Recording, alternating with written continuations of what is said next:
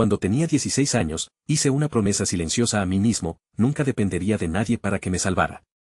Ni de mis padres, ni de mis maestros, ni de alguna oportunidad mágica que pudiera caer del cielo. Solo de mí mismo. Esa promesa moldeó cada decisión que tomé después.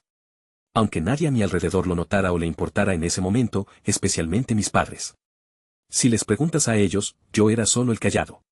El chico que siempre tenía la cabeza metida en una computadora portátil. El que no entendía cómo funciona el mundo. Mientras tanto, mi hermano mayor, Aaron, caminaba como si hubiera nacido con una corona puesta. Cada cumpleaños parecía su coronación. Cada cena era una actuación de su supuesta brillantez. Y mis padres, ellos aplaudían más fuerte.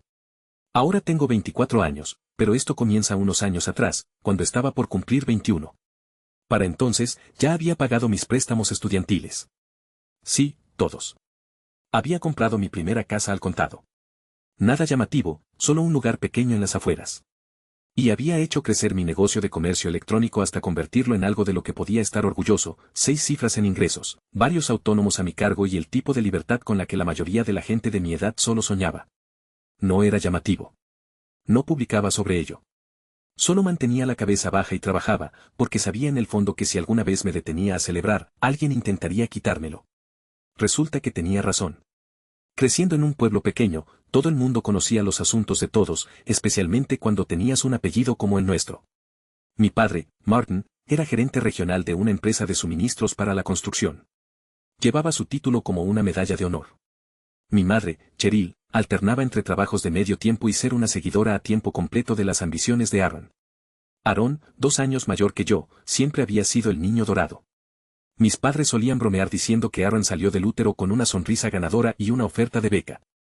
No importaba que reprobara clases, destruyera 2 coches o una vez maximizara la tarjeta de crédito de papá en un viaje de vacaciones de primavera en el que ni siquiera se suponía que estuviera. Cada vez, mis padres encontraban la manera de restarle importancia. Solo se está encontrando a sí mismo, decían. Está destinado a grandes cosas. Y yo era el plan de respaldo, el hermano invisible. Todavía recuerdo una cena de Acción de Gracias, no mucho antes de que todo se descontrolara. Estábamos sentados en casa de mis padres, el pavo medio tallado, mi madre ya con un par de copas de vino de caja encima. Aaron acababa de regresar de probar suerte con una idea de startup en Los Ángeles que terminó predeciblemente con él durmiendo en el sofá de alguien y rogando que lo dejaran volver a casa. Mis padres lo recibieron como a un héroe de guerra. En la cena, mi padre levantó su copa. Por los nuevos comienzos, dijo, mirando directamente a Aaron. Sabemos que tu próximo capítulo va a ser importante. Aaron sonrió con suficiencia y chocó su copa. Yo no dije nada. Nadie brindó por mí cuando compré mi casa. Nadie lo mencionó siquiera. Todos lo sabían. Se lo había contado meses atrás, envié fotos, me ofrecía recibirlos. Nunca recibí respuesta. Pero Aaron vuelve a casa con 2 bolsas de viaje y los cobradores pisándole los talones, y de repente es el fénix que resurge de las cenizas. Intenté no dejar que me afectara. De verdad lo intenté. Había pasado años construyendo mi negocio, aprendiendo SEO, abastecimiento de productos, servicio al cliente. Cada noche hasta tarde, cada fiesta a la que faltaba, cada pequeño logro, lo celebraba en silencio solo en mi apartamento. Pensé que tal vez, solo tal vez, eso finalmente sería suficiente para ganarme un poco de respeto. Pero debería haberlo sabido mejor. En nuestra casa, el esfuerzo no importaba. Los resultados no importaban. Lo que importaba era la imagen, el carisma, el drama. Y Aaron tenía todo eso en abundancia. Una semana después de esa cena de Acción de Gracias, mi madre me llamó. Su tono era extraño, tenso, ensayado. Preguntó si podía pasar a hablar. Asumí que tenía algo que ver con Aaron. Tal vez querían que lo ayudara a encontrar un trabajo o que fingiera ser una referencia. Estaba acostumbrado a ser el arreglador silencioso, el fantasma detrás del telón. Pero cuando llegué, supe que algo andaba mal.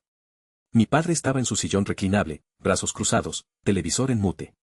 Aaron estaba en el sofá en pantalones de chándal, con una sonrisa de suficiencia, como si estuviera al tanto de alguna broma interna. Mi madre tenía esa sonrisa nerviosa que siempre usaba cuando estaba a punto de decir algo que sabía que me iba a molestar. Me señaló la mesa de la cocina. ¿Por qué no nos sentamos? Recuerdo lo lento que me moví, como el aire se sentía pesado, como si algo estuviera por cambiar. Me senté. Mi madre respiró hondo y entonces lo dijo: esperábamos que pudieras ayudar a Aaron con una pequeña inversión. Esa palabra flotó en el aire como un mal olor: inversión. Como si yo fuera un inversor ángel al que podían convencer para que salvara su barco que se hundía. Parpadeé. ¿Qué tipo de inversión? Aarón se inclinó hacia adelante. Tengo esta idea. Es como un servicio de suscripción por caja, pero para gadgets tecnológicos. ¿Sabes? Como esas cajas misteriosas. Podríamos comercializarlo para universitarios. Bajos costos generales, altos márgenes. Lo miré a él, luego a mis padres. ¿Y quieren que la financie? Mi padre aclaró su garganta. No financiar exactamente. Solo ayudarlo a empezar. Te ha ido bien, Carl. Has hecho una buena vida. Es hora de devolver el favor. Devolver el favor, como si me hubieran dado algo gratis. Como si mis correos electrónicos a clientes a las 3 de la mañana, mis jornadas laborales de 14 horas, mi lucha a base de fideos ramen durante la universidad no significaran nada porque no lo había hecho de la manera correcta. Lo siento, dije lentamente, tratando de mantener la voz calmada. No estoy en condiciones de tirar el dinero a una idea vaga sin un plan de negocios. Aaron puso los ojos en blanco. No es vaga. Tengo contactos. Conozco gente. Has estado aquí 2 semanas, dije, viviendo en la habitación de invitados. Eso fue un error. Vi cómo el rostro de mi madre se endurecía, como mi padre se inclinaba hacia adelante. Mi madre apoyó la mano en la mesa. Carl, solo te pedimos que ayudes a tu hermano. La familia se apoya. Me he mantenido solo desde los 18, dije, levantándome. Así me enseñaron, ¿no? No respondieron, y me fui. Pensé que ese sería el final. Supuse que me harían sentir culpable, tal vez enviarían algunos mensajes pasivo-agresivos, y luego seguirían adelante. Así había sido siempre. Pero no sabía lo desesperadas que estaban a punto de ponerse las cosas. No sabía hasta dónde estaban dispuestos a llegar mis padres para proteger a su niño dorado. Porque la próxima vez que los vi fue en el tribunal. Pero eso es adelantarse. Hay más que contar. Mucho más. La guerra silenciosa que comenzó con un favor y se convirtió en una emboscada legal en toda regla.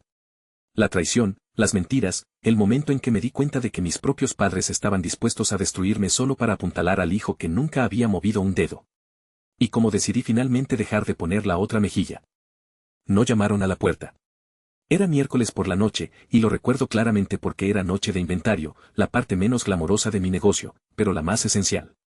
Cada semana, sacaba cajas del almacén, escaneaba y reempaquetaba productos, preparaba pedidos para mis socios de logística. Esa noche, estaba hasta los tobillos en etiquetas de envío cuando oí el sonido de mi puerta principal abriéndose. Al principio pensé que estaba imaginando cosas. Vivía solo. Nadie tenía una llave de repuesto. Luego oí el clic inconfundible del pestillo corriéndose de nuevo y el murmullo bajo de voces, 3, tal vez 4, y una de ellas era Aarón. Salí de la esquina rápidamente, el corazón latiendo con fuerza. ¿Qué demonios? Mis padres estaban en mi entrada. Aaron estaba detrás de ellos, sonriendo con suficiencia como si fuera el dueño del lugar. Y mi padre llevaba una carpeta de Manila bajo el brazo y esa mirada santurrona que solía usar cuando me daba sermones sobre mi actitud de niño. Mi madre me dedicó una sonrisa tensa, como si esto fuera una visita familiar casual, no un allanamiento. ¿Cómo entraron?, pregunté aturdido. Usamos la llave, dijo mi madre como si no fuera nada. Como si la llave de repuesto de emergencia que les había dado años atrás, cuando todavía pensaba que teníamos algo parecido a una relación saludable, fuera una invitación abierta para entrar sin avisar. Extendí la mano. Devuélvamela ahora. Dudó, luego la sacó de su bolso y la dejó caer en mi palma como una niña sorprendida robando. Pero no era solo eso. Era la mirada en sus ojos. No estaba avergonzada. Estaba decepcionada de mí. ¿Qué hacen aquí?, pregunté, más cansado que enfadado. Aaron se encogió de hombros, entrando en la sala como si fuera suya. Intentamos ser educados. Nos cerraste la puerta en las narices. Así que ahora estamos manejando las cosas de la manera adecuada. La manera adecuada, repetí entrecerrando los ojos. Mi padre dejó la carpeta en mi isla de cocina y la deslizó hacia mí. Es hora de que hablemos en serio, Carl, sobre lo que le debes a esta familia. No abrí la carpeta. Todavía no. Estaba demasiado ocupado tratando de averiguar si estaba soñando. Están en mi casa sin permiso. Tienen 5 segundos para explicar por qué no debería llamar a la policía. Ay, por favor, dijo mi madre como si yo estuviera siendo dramático. Estás actuando como un extraño. Me pregunto por qué, respondí. Solo lee los documentos, dijo mi padre, asintiendo hacia la carpeta. La abrí. Al principio, no registró. Lenguaje legal, nombres, números. Una demanda presentada a su nombre contra mí. Luego las palabras me golpearon como una bofetada: retención fraudulenta de activos, malversación de inversión familiar, enriquecimiento injusto a expensas de un hermano. Me quedé mirando la página. ¿Qué demonios es esto? Mi voz se quebró, aguda y fuerte en el silencio de mi casa. Aarón se adelantó, brazos cruzados. Es lo que obtienes cuando mientes sobre de dónde vino el dinero. No mentí sobre nada. Oh, vamos, dijo poniendo los ojos en blanco. Todos sabemos que no construiste este negocio desde cero. Usaste el dinero que el abuelo te dejó, ¿no? Se me cayó la mandíbula. ¿Hablas en serio? Sonrió como un gato que acababa de acorralar a un ratón. ¿Crees que no noté cómo te volviste tan amigo del comercio electrónico el año que murió el abuelo? Ahí fue cuando tu pequeño negocio secundario despegó. Admítelo. No recibí ni un centavo de la herencia del abuelo, dije aturdido. Se lo dejó todo a la abuela. Ella lo dejó claro. Sí, y ella siempre tuvo debilidad por ti, dijo mi madre en voz baja. Incluso cuando Aaron era el que necesitaba ayuda. Así que déjame ver si entiendo, dije lentamente. Se meten en mi casa, me acusan falsamente, ¿y qué quieren? Que admita que robé dinero que nunca toqué. Queremos lo que es justo, dijo mi padre con firmeza. Aaron ha estado luchando. Tú claramente te has estado beneficiando. Es hora de reequilibrar la balanza. Ahí estaba. La máscara se había caído. Había esperado manipulación, tal vez chantaje emocional, pero esto, una demanda contra su propio hijo. Algo dentro de mí se quebró. Años de ser pasado por alto, menospreciado, tratado como un personaje de fondo en la historia de Aaron. Todo eso hirvió de golpe.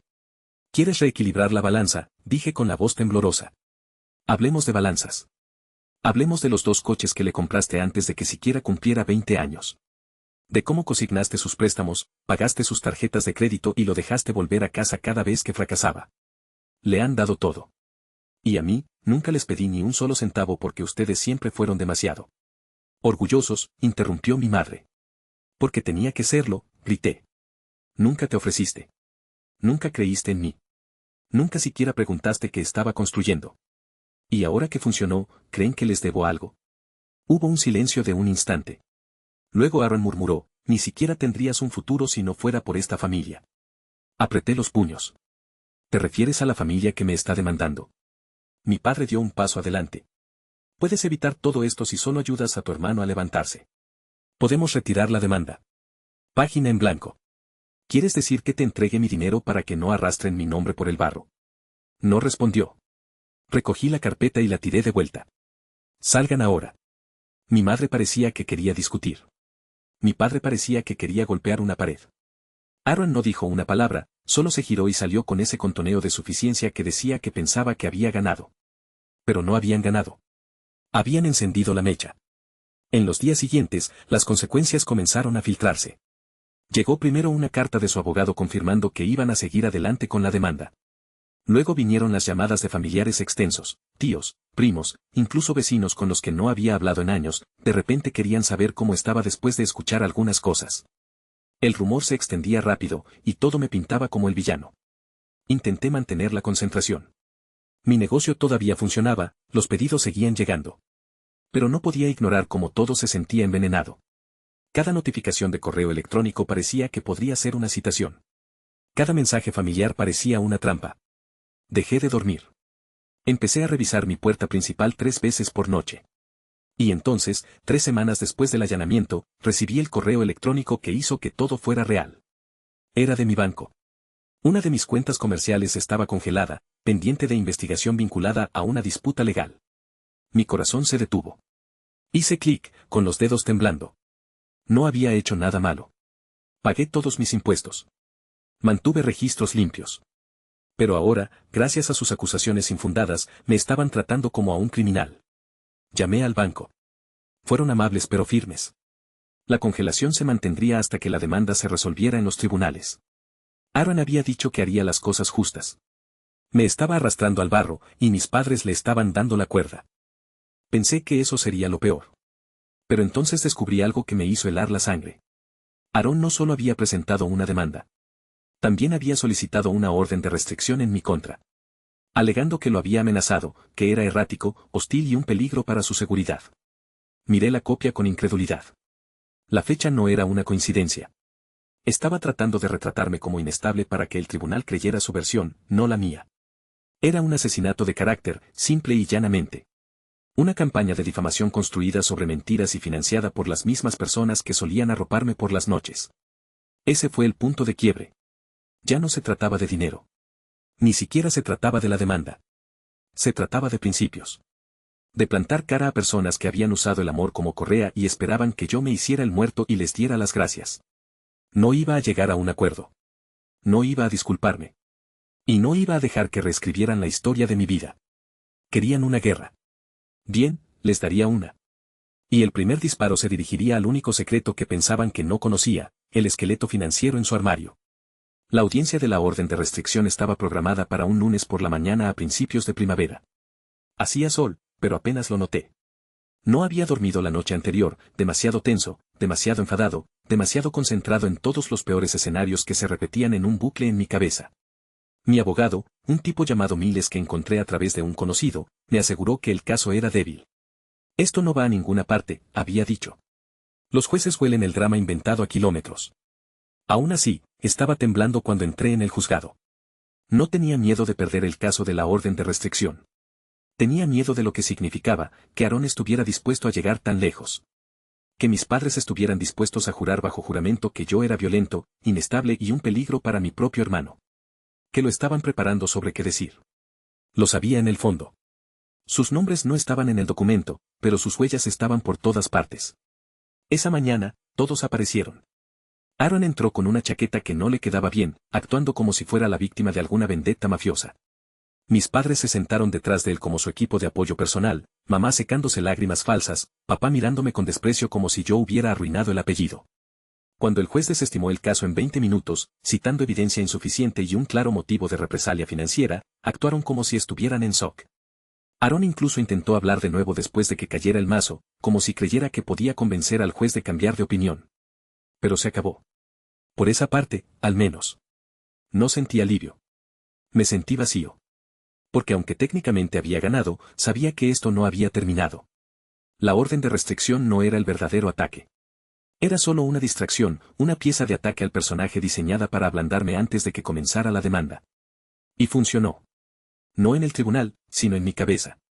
Fui a casa ese día, me senté en el suelo de mi sala y miré las cajas sin abrir de inventario apiladas contra la pared. Por primera vez en años, no quería trabajar. No quería luchar. Solo me senté allí en silencio, sintiendo que había perdido algo que no podía nombrar. Durante el mes siguiente, todo se estancó. Mis cuentas comerciales siguieron parcialmente congeladas. Moví algunas operaciones a una cuenta de respaldo, pero el daño estaba hecho. Mi flujo de caja se vio afectado, mi presupuesto de publicidad se secó y mis plazos de envío se hicieron más lentos. Los clientes notaron. Algunos se echaron atrás. Uno de mis proveedores más vendidos me dejó caer, alegando riesgo reputacional.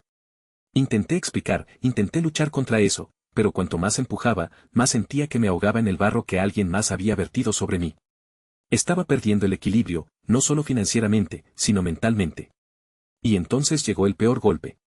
Era un jueves por la tarde cuando recibí la llamada. Mi arrendador del espacio de almacén que alquilaba, apenas 800 pies cuadrados, pero se había convertido en el corazón palpitante de mi operación, me dijo que no iba a renovar mi contrato. Demasiado ruido legal, dijo. Tengo otros inquilinos. No puedo permitirme el drama. Supliqué. Ofrecí pagar 3 meses por adelantado. No se dio. Colgué y me quedé mirando la pared. Ese fue el momento. Tocar fondo. No dramático, no cinematográfico, solo silencioso, frío, como si algo dentro de mí finalmente se hubiera roto y se hubiera alejado flotando. Había pasado 3 años construyendo algo que funcionaba, algo honesto, algo mío. Y en menos de 2 meses, las personas que me criaron casi lo habían destruido. Pude haberme rendido. Lo pensé. Incluso empecé a redactar una carta al tribunal aceptando llegar a un acuerdo. Algo pequeño, solo lo suficiente para que se fueran. Pero no la envié porque esa noche recibí un mensaje de alguien de quien no había sabido en más de una década. Se llamaba Elise. Solía ser mi vecina cuando éramos niños. Jugábamos en el patio trasero, andábamos en bicicleta por el callejón sin salida. Perdimos el contacto después de que ella se mudó en la secundaria. No había pensado en ella en años, pero allí estaba, enviándome un mensaje a través de LinkedIn de todos los lugares. Oye, Carl, escribió. Vi tu nombre en una publicación mutua y me quedé de piedra. Te recordaba de cuando vivíamos allí. Lamento lo de la demanda. Solo quería decirte que no dejes que te quiten lo que has construido. Siempre fuiste el inteligente, el callado, pero todos lo sabíamos. Leí ese mensaje una y otra vez. No porque solucionara nada, sino porque me recordó quién solía ser. El chico que se quedaba hasta tarde viendo videos de YouTube sobre programación, que una vez vendió velas caseras puerta a puerta por diversión. El chico que hacía cosas, incluso cuando nadie le prestaba atención. Y de repente, me di cuenta de algo. No podían quitarme eso. Podían congelar cuentas, difundir mentiras, presentar demandas, pero no podían tocar la parte de mí que sabía cómo construir. Así que esa noche me levanté. Entré en el almacén, limpié mi pizarra blanca y comencé de nuevo desde cero. Reconstruir, renombrar, reiniciar. Empecé poco a poco. Tenía unos cientos de dólares en efectivo líquido, apenas suficiente para una sola campaña de anuncios en Facebook. Así que, en su lugar, fui orgánico. Reddit, Instagram Reels, TikTok. Renombré mi producto más vendido bajo un nombre diferente, con una estética más limpia y una voz más personal. Construí una nueva tienda en Shopify usando una VPN y una nueva LLC en otro estado. Me quedé despierto hasta las 3 de la mañana todas las noches, hice llamadas, escribí textos, aprendí más sobre optimización web en 3 semanas que en el año anterior. Y empezó a funcionar. Lentamente, silenciosamente, pero funcionó. Mis mensajes directos se llenaron de clientes preguntando dónde había ido a parar la marca anterior y agradeciéndome cuando respondía personalmente. Uno de ellos era un youtuber que terminó mostrando el producto en una reseña. Esa reseña explotó. Los pedidos se triplicaron en una semana. Mientras tanto, la demanda se estancó. Mi abogado presentó una moción para desestimar. Su equipo intentó modificarla. El juez pospuso las audiencias otro mes, y luego otro. Eso me dio tiempo. Tiempo para recuperarme, tiempo para prepararme. Porque mientras ellos estaban ocupados inventando cuentos de hadas sobre cómo yo había robado el futuro que se suponía que Aarón debía tener, yo estaba ocupado recolectando recibos. No solo recibos de negocios. Recibos familiares. Los registros fiscales que mencioné no fueron fáciles de conseguir, pero eran reales. Mi abuela, antes de fallecer, me había enviado un sobre de Manila propio, allá cuando todavía vivía sola. Dentro había copias del fideicomiso que había establecido después de que murió el abuelo. Y aquí está lo bueno, Aarón había recibido un pago, uno grande. Suficiente para pagar sus préstamos universitarios, comenzar un negocio o comprar una casa. Pero no lo hizo. Lo derrochó, apuestas, bares, viajes, estafas de criptomonedas. Todo desapareció en menos de un año. Y él lo sabía. Mis padres lo sabían. Pero nunca esperaron que yo me enterara. También encontré un viejo correo de voz de la abuela. Lo dejó unas semanas antes de fallecer. Su voz era frágil, pero clara. Espero que estés bien, Carl. Solo quería decir que estoy orgullosa de ti. Ojalá los otros vieran lo que yo veo. Sigue adelante.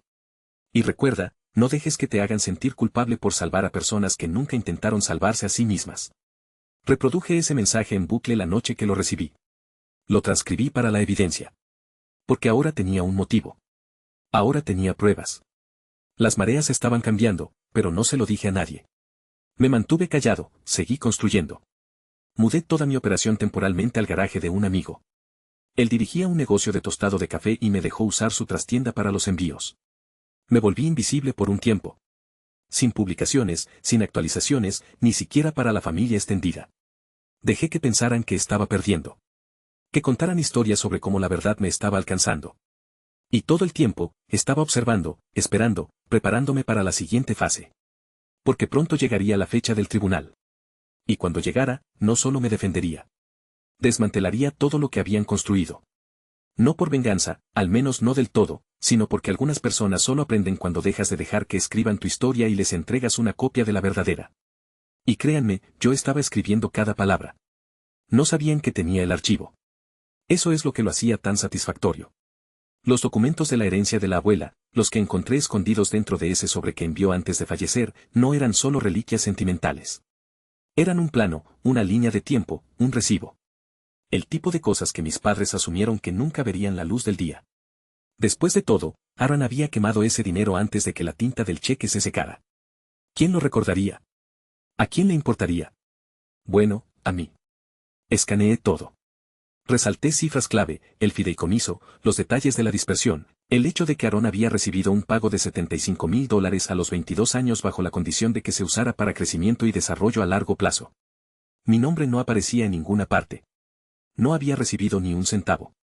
La mejor parte, la abuela había escrito una nota a mano en la parte posterior de la última página. Solo 6 palabras en su letra cursiva: Carl no lo necesita. Él construye. 6 palabras que destruyeron toda la narrativa que mis padres habían construido.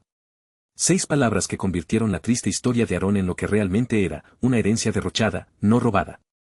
Un futuro que él mismo prendió fuego. Pero no lo hice público. Todavía no. La demanda seguía avanzando lentamente. El abogado de mis padres seguía intentando posponer las audiencias, lo que me venía bien. Cada semana que pasaba me daba tiempo para volverme más fuerte y a ellos más cuerda para ahorcarse. Mientras ellos se demoraban, empecé a investigar. No solo a través de registros legales o estados de cuenta bancarios, sino a través de personas. Verán, hay algo interesante en los pueblos pequeños. La gente habla, especialmente cuando eres educado, especialmente cuando eres callado. Me comuniqué con una vecina de antaño, la señora Delany, que solía vivir enfrente cuando éramos niños. Lo recordaba todo. El día que Aaron recibió el cheque, el coche nuevo que apareció en nuestra entrada una semana después. Las fiestas, las peleas a gritos entre él y mi padre cuando se acabó el dinero. Siempre supe que lo malgastaría, me dijo la señora Delany tomando té. Tu abuela no era ciega, ¿sabes? Solo no quería lastimar a tu madre. Ni siquiera tuve que pedirle una declaración. Ella la ofreció. La noticia se corrió. Pronto tuve un pequeño archivo de mensajes, textos, incluso fotos. Aaron en Las Vegas con una copa de champán. Aaron en un barco, etiquetado en la publicación de Instagram de un viejo amigo de la universidad, sosteniendo una botella de Grey Goose y haciendo un gesto obsceno a la cámara. Las marcas de tiempo, todas dentro de los 12 meses posteriores al pago del fideicomiso de la abuela. Pintaban un panorama ruidoso, obsceno e innegable. Pero ese no era el único ángulo que estaba trabajando. Tenía una carta más que jugar, una que requirió algo de delicadeza. La primera persona a la que llamé fue el señor Jenkins. Solía ser nuestro contador familiar, cuando mis padres aún presentaban sus impuestos correctamente. No lo veía en años, pero me reconoció al instante. Carl, tú eras el callado, ¿verdad? El educado. Necesito un favor, dije.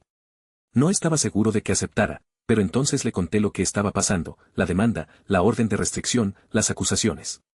Se quedó callado, muy callado. Me dijeron que les robaste, dijo después de un momento. Que estabas escondiendo algo grande. Pero no me lo creí. ¿Por qué no? Porque hice sus impuestos el año que recibieron esa distribución del fideicomiso. Cheryl me dijo que iba a ser para el futuro de Aaron, dinero semilla para una empresa de tecnología, dijo. Lo registré como transferencia de donación, tal como me pidió. ¿Estaría dispuesto a poner eso por escrito?, pregunté. Una pausa. Haré algo mejor, dijo. Todavía tengo los archivos. Los envió a la mañana siguiente. Ahora tenía pruebas de 3 direcciones, los documentos del fideicomiso de la abuela, testimonios de testigos presenciales y registros fiscales que mostraban que Aaron recibió dinero que nunca revelaron durante el descubrimiento de pruebas. Mi abogado casi se cae de la silla cuando le entregué el archivo. Están cocinados, dijo Miles hojeando las páginas. Esto ya no es solo una defensa. Esto es material para una contrademanda. Asentí. Ese es el plan. Pero no solo quería ganar. Quería cambiar la narrativa. Así que comencé a preparar algo más público. Reconstruí mi marca bajo un nuevo nombre, dominio diferente, imágenes diferentes, todo diferente. Pero esta vez, me apoyé en la historia. No en la demanda en sí, solo en los trazos generales. Construido desde cero, escribí en la página acerca de autofinanciado. Sin ayudas. Cada dólar ganado a la manera difícil. Nunca mencioné nombres. No tenía que hacerlo. La gente lo sabía. Los viejos clientes regresaron. Nuevos clientes siguieron. Alguien comenzó un hilo en Reddit sobre el cambio de marca y se hizo viral. Así es como te recuperas, decía un comentario. La ética de trabajo de este tipo es irreal. Mi lista de correo electrónico se triplicó. Los ingresos se recuperaron. Y me quedé callado, porque todavía estaba esperando que una cosa más encajara, el próximo movimiento de Aaron. Llegó antes de lo esperado. Recibí una llamada de Miles una mañana mientras preparaba pedidos. Han presentado una moción de emergencia, dijo. ¿Para qué? ¿Congelar tus activos personales? Afirman que estás escondiendo dinero. Debería haber estado furioso. Debería haber estado en pánico. En cambio, sonreí. Que lo intenten. Verán, mientras ellos estaban jugando a las damas, ebrios de rabia y derecho, yo había estado preparando el tablero de ajedrez. Todo lo que poseía ahora estaba protegido bajo una nueva LLC. La casa transferida a un fideicomiso, el coche alquilado a través del negocio. Incluso mis ahorros estaban divididos entre dos cuentas, ambas bajo compañías de carteras separadas. Miles se rió cuando vio el papeleo. Has estado ocupado. Ellos me enseñaron bien, dije. Nunca confíes en nadie, ni siquiera en la familia. Contestamos la moción con todo, los registros fiscales, los documentos del fideicomiso, la línea de tiempo. La carta de la señora Delany, la declaración del señor Jenkins, un rastro de auditoría completo del crecimiento de mi negocio desde el día que comencé a vender accesorios para teléfonos desde mi habitación de la residencia hasta el día que compré mi casa. Fue quirúrgico y devastador. Pero aún así, no había terminado. Porque esto es lo que pasa con personas como Aaron y mis padres. No solo quieren dinero. Quieren control, el poder de dar forma a la historia, la capacidad de decirnos debes y que todos se lo crean. Así que planeé un movimiento final, algo público, algo permanente. Programé una entrevista en un podcast, uno pequeño, dirigido por un compañero emprendedor que conocí años atrás. No era llamativo. No se volvió viral, pero fue honesto. Durante una hora, conté mi historia. No la demanda, no la venganza. La historia real. Hablé de crecer a la sombra de alguien que no podía hacer nada malo, de construir un negocio de noche mientras el resto de mi familia se burlaba de mí, de pagar préstamos estudiantiles con dinero de trabajos secundarios, del poder de ser subestimado. A veces, dije, la parte más difícil no es empezar desde cero. Es empezar desde atrás, cuando las personas que se suponía que debían apoyarte eran las que te estaban frenando. El episodio se emitió una semana después. La respuesta fue abrumadora, mensajes directos, correos electrónicos, comentarios de extraños que decían que se veían reflejados en mis palabras. Personas que habían sido derribadas por sus propias familias. Personas que habían tenido que luchar por cada centímetro. Pero más que eso, la gente empezó a hacer preguntas. Preguntas sobre la demanda. Preguntas que mis padres no estaban listos para responder. Su abogado llamó a Miles en pánico. Nos gustaría retomar las conversaciones de acuerdo, dijo. No nos interesa, respondió Miles. Porque ahora era demasiado tarde. Ya no estaba jugando a la defensiva. Estaba poniendo los términos. La próxima audiencia se acercaba rápido, y estaba listo.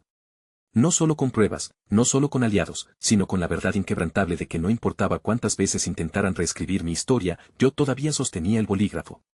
Y pronto lo usaría para escribir la suya. El tribunal estaba más frío de lo que recordaba. No físicamente, no.